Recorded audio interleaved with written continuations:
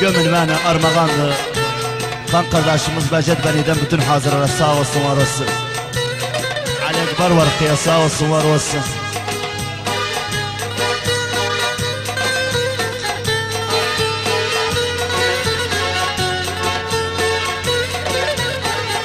Yazda garip öldüysem, yazda garip öldüysem, kız köyümde gömelim beni, kız köyümde gömelim beni.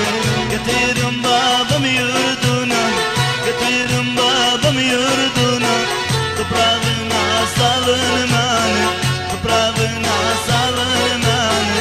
Gömelim beni, gömelim beni, gömelim beni, gömelim beni. Ben yeliler gömelim beni, Hasan Kamber gömelim beni, gömelim beni, gömelim beni, gömelim beni, gömelim beni.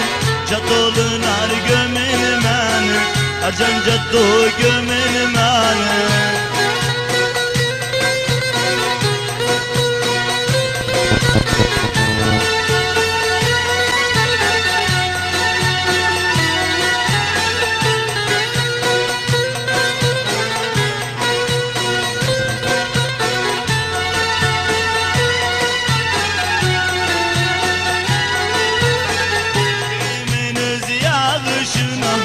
Kıyımınız yağışına, yüyünsüz yakayın beni, yüyünsüz yakayın beni.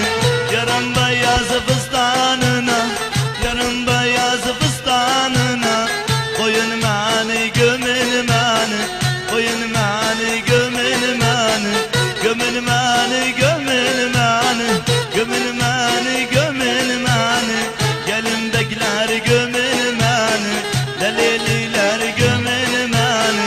Saray içinden geçirdim, Hasan köyünden geçirdim. Kalardım da gömelim beni, Becet yanında gömelim beni.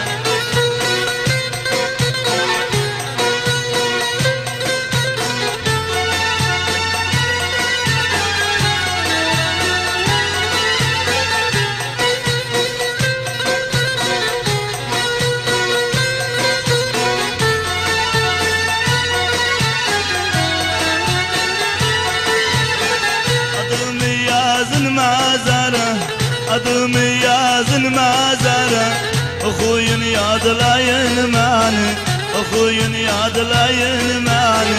Sana bestedirim, sana bestedirim.